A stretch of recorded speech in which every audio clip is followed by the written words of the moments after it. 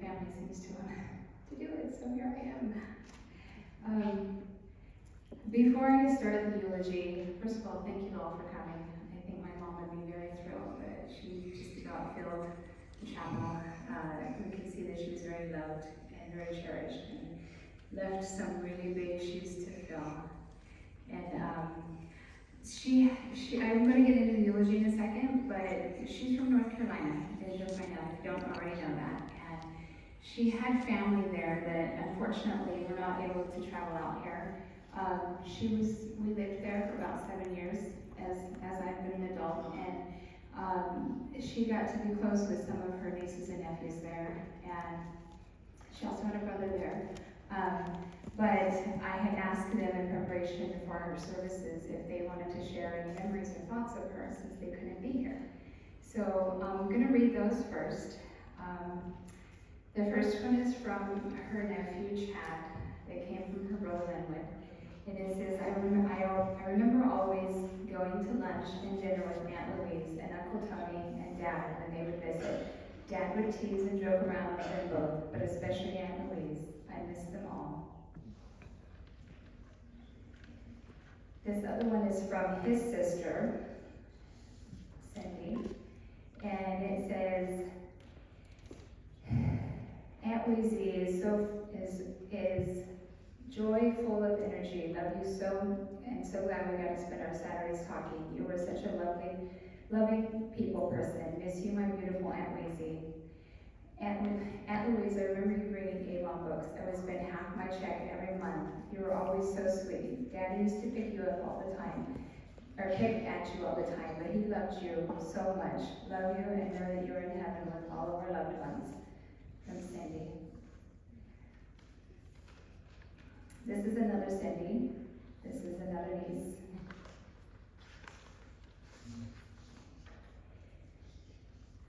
Today I remember my cousin Louise. Oh, I'm sorry, this is a cousin. My cousin Louise's vibrant spirit, kindness, and love for family. Together, Louise and I shared love for family photos and genealogy. Over the years, we all enjoyed her visits to North Carolina with Tony and Jen. Wished we had one more chance to see Louise and Tony again, but we'll hold our memories close. Rest in peace, dear cousin. You will always be remembered. The other part is actually from her niece. It says, Mama and Louise were best friends, and her and I would go to Chili's and celebrate our birthday because they were only 4 days apart. Her and I could talk for an hour, and the sweet memories of her voice. She reminds me of Mama. Her friends and Mama's friends and her, and I would go to, sorry, I read the part.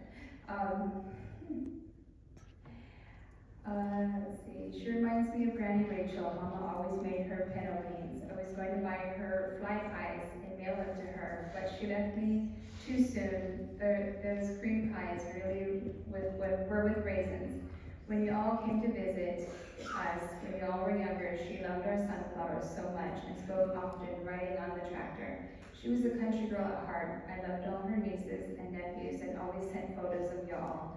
I remember her taking tons of photos every time she visited with us. And this last one is, she had a best friend growing up. Her name was Faye. And Faye had a daughter, Rhonda, and she was really close with them, as you can imagine. And so this was from Rhonda. There are so many memories I have of Louise. When she babysat me as a child, she would brush my hair, and we would use a hand brush handle and draw a letter on each other's back and have to guess what the letter was. She was a fun sitter.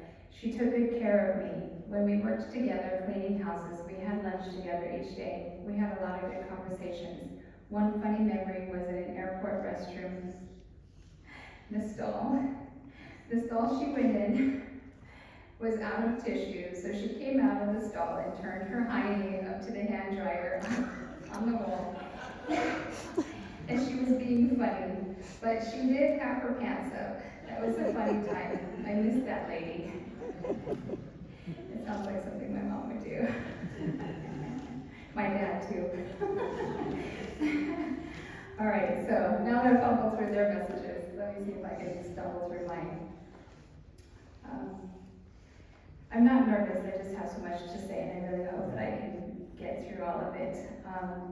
It took me a couple of hours to write her eulogy, as you can imagine, and I just sat down and started writing and writing and writing. So maybe some of the details are missing, but nobody will ever know that. It's really just awe, and you're just in awe when you try to compile 76 years into 10 or 15 minutes that you have to talk about somebody. And, can you hear me?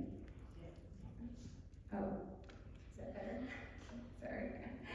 Okay. So I did my best to compile all of my memories and thoughts of what I recall from her into 10 pages, so bear with me as I go through it, okay? And by the way, I feel so much peace and love, and I know I should be crying my eyes out, and I'm sure I probably will at some point, but right now I feel at peace because I know that she is resting, and she is no more suffering, and I watched her for several months suffering, and I am so glad that she is now at peace and very happy. And I know, as Job would say, you'll hear about Job, this is just the shell, the nut's already gone. So our nut is out there running around with all the other nuts that are in our family that have already gone before. All right, now, friendly, cheerful, smiling, helpful, kind, caring, talkative, high energy, sweet, compassionate, wacky, fun, silly, generous, and genuine. These are all the traits and characteristics that you know and you love about my mom. So now I'm going to take you back to the beginning to see how this wonderful woman came to be. This is the book of Louise.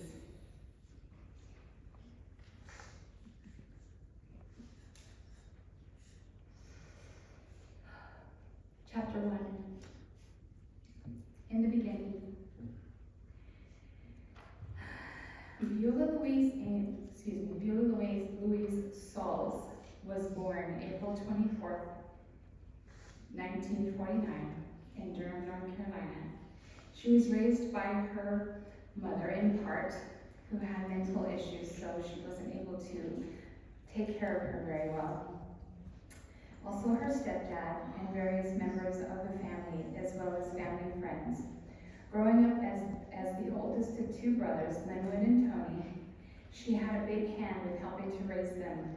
This is where I imagined that she started learning how to be a nurturer and compassionate caretaker and mother.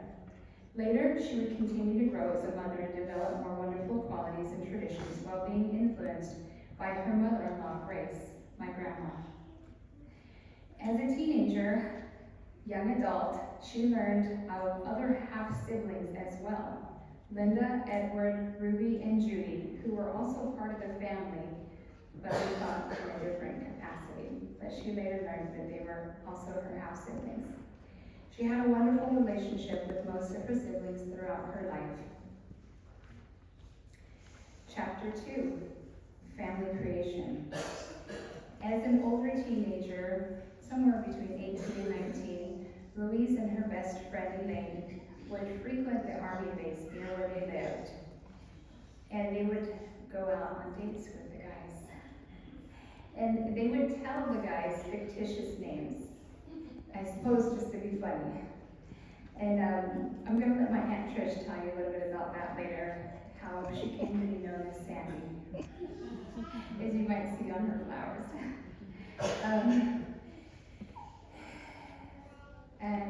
So one time she shared a memory of a date that she went on with Ron, my dad, and how he bought her a cheeseburger and she threw it out the window because she was too nervous to eat it. It's not exactly,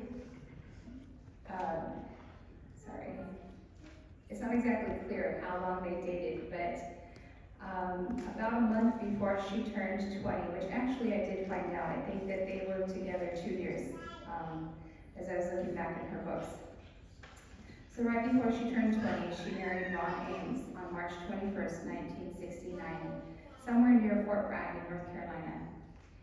And when you look at her pictures later, as you're going around the cultural hall, you'll see her wedding picture. She's actually wearing a navy blue dress and white gloves and red shoes, red high heels.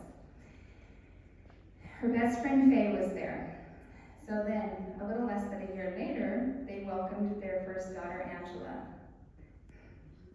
Ron was no longer in the Army, so they lived in a house in Durham, North Carolina for approximately 3 to 4 years. I'm thinking something like that. Ron got one of the many calls from his mom saying her health was declining, who was in California, and she was surely dying. So she packed up his family and off to California they went, much to Louise's dismay. The timeline is not exact, but once settled and situated in Fullerton, California, their second daughter, Jennifer, was born November 26, 1974.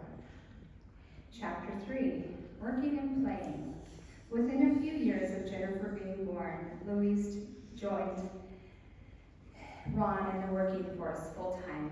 Somewhere around the late 70s, early 80s, they opened their own business called 10-8, which was a CD installation and repair shop in Anaheim, California. This endeavor lasted a few years, in which they made many friends. And they also had their CD radio license.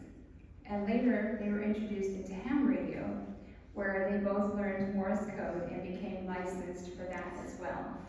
It was much more elite if you don't know about ham radio. So they kind of stepped up into the world from CD to ham radio. One couple they became friends with just before they opened their business were named Kurt and Debbie. They also had 2 kids similar in age to my sister and I. They would become almost family over the years. Many years we would go camping and take vacations, spend holidays together, as well as family play dates.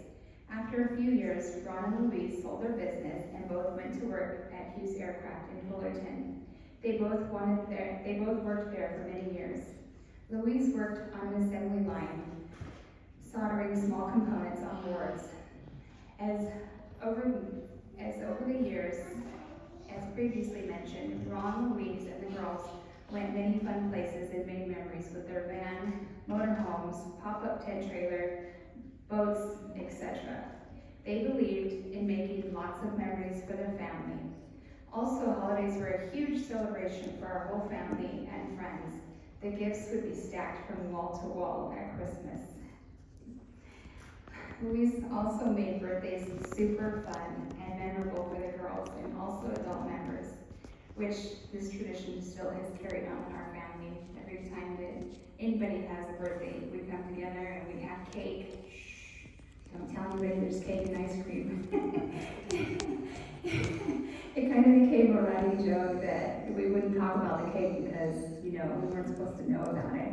But anyways, and tons of gifts. And so that was a tradition that she created and carried on, and we will carry that on as well. Chapter 4, Grandkids and Life Alteration.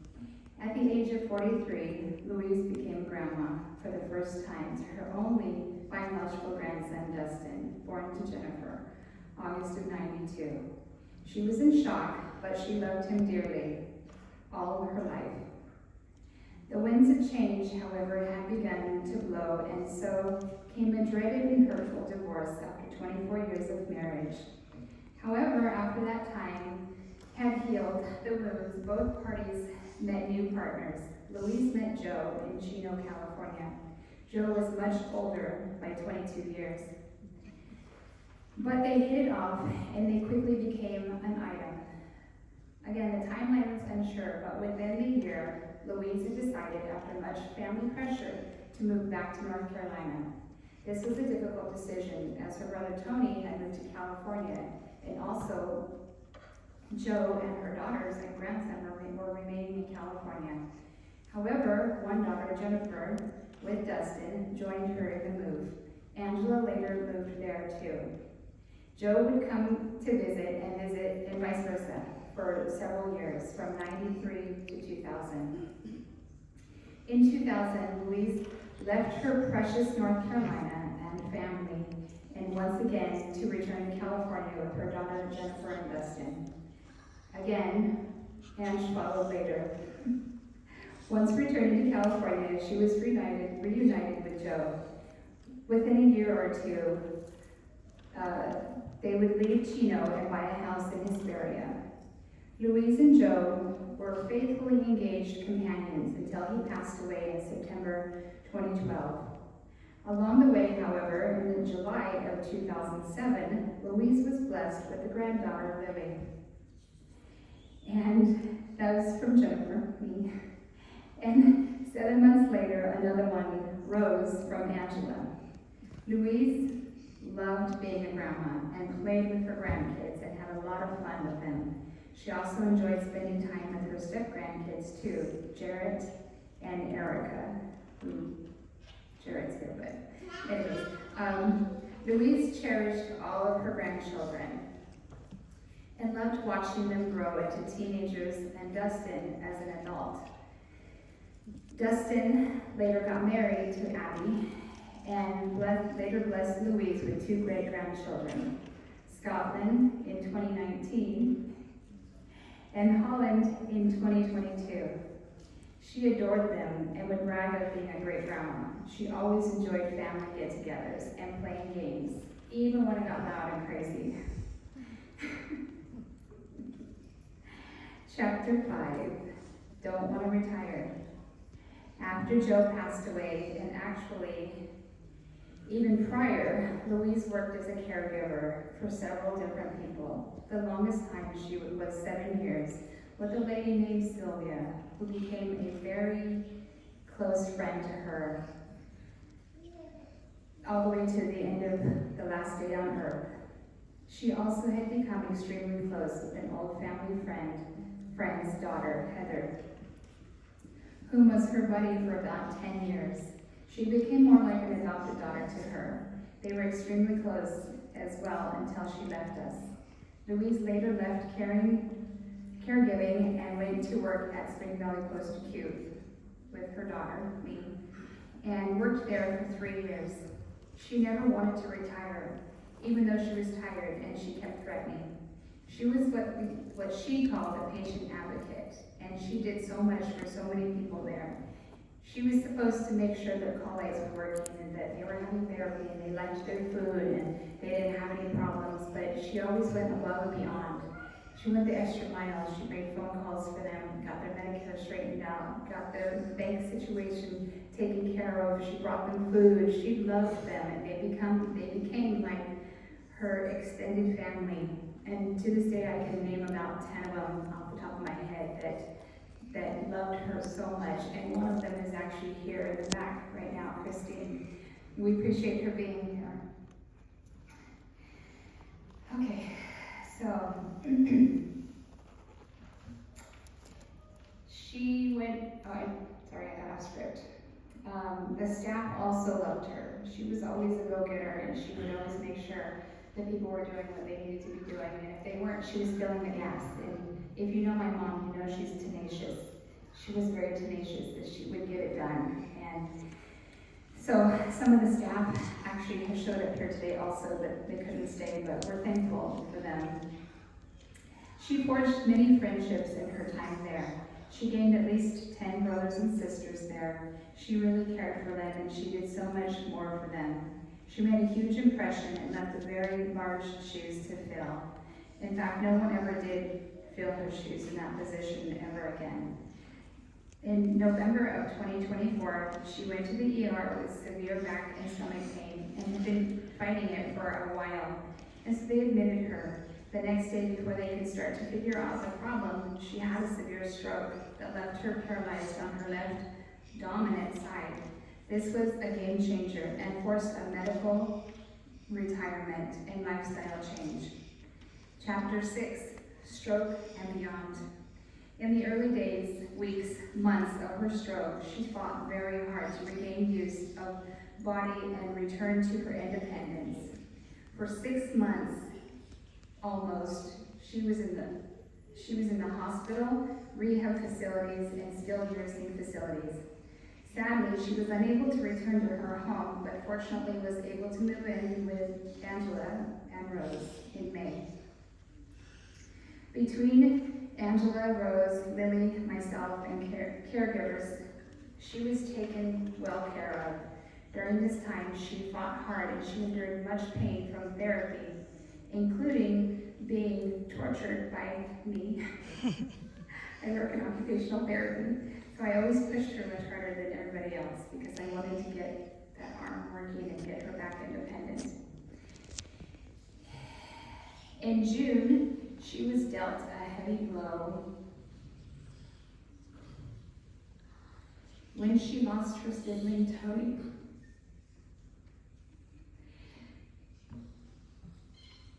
Who lost his battle with cancer after 6 years. This broke her heart. She missed him terribly. And shortly after that, she learned too that she had cancer, stage 4 lung cancer. She did not want to suffer from chemo as she had watched her brother do. She did agree to see an oncologist, but ultimately there was nothing that could be done because of her overall health. The holistic route was taken to fight the cancer, but too many other factors sabotaged her. She had emphysema, COPD, lung cancer, and ultimately pneumonia. Everyone who knew her were always amazed how strong she was and admired the fight. Even in her darkest days, she maintained a connection with her precious friends and patients from her job. She loved them and they loved her, and she went back to visit them multiple times and talked to them or texted them on the phone. Chapter 7, Hospital Time and Beyond. The spot on her lung was spotted prior to her stroke, but was pushed aside as the stroke trumped everything else. While left virtually untreated except holistic remedies, the spot continued to silently grow. Only once it spread to her lymph nodes, she was alerted to the severity of the situation. Things evolved very quickly, and in the midst of trying to get medical intervention, she ended up on oxygen and in the hospital for pneumonia. After doing all that they could, and with antibiotics, she was sent home after 11 days. After being home about a week, she was taken back once again with pneumonia, admitted again, and stayed a week. In that time, her condition worsened, as she had the other ailments that I mentioned with her lungs, and the antibiotics were not working anymore. Chapter 8, the final act. On the morning of September 27th at 4 a.m., Angela, who was at the hospital with Louise, alerted all the family that her breathing was not good. Within 30 minutes of all of us were surrounding her and also calling on the phone. She was coherent, but unable to speak. She could shake her head. When we asked her if she wanted medicine, do you want to go back on the oxygen? Are you scared? At first. When we asked again later, are you scared? Are you ready to go?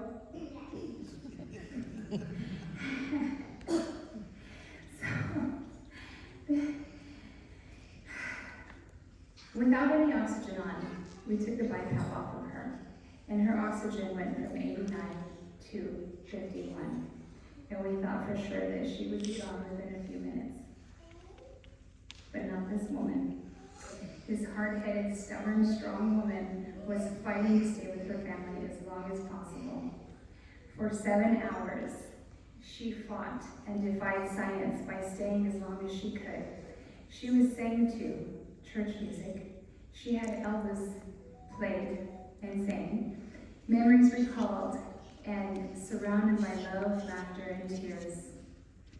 The presence of family that had passed and angels filled the room in a tender moment of tears and silence.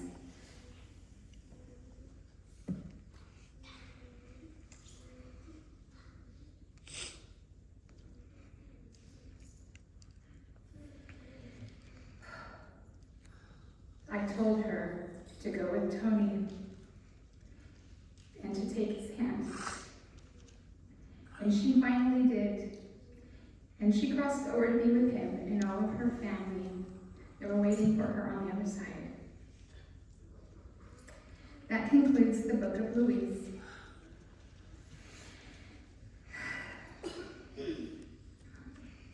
Now to add my thoughts quickly. It's been amazing in the last couple of weeks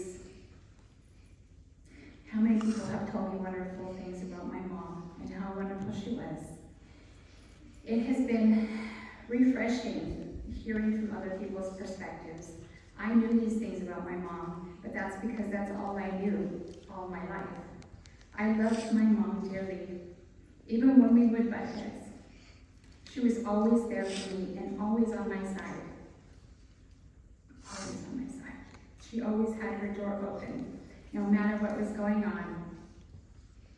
She would always welcome me in.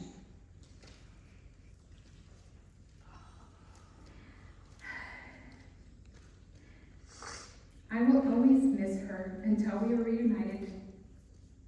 But so happy that she is now at peace. Godspeed until we meet again, and thank you for everything.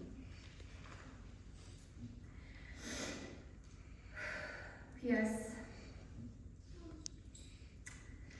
I want to extend many, many thanks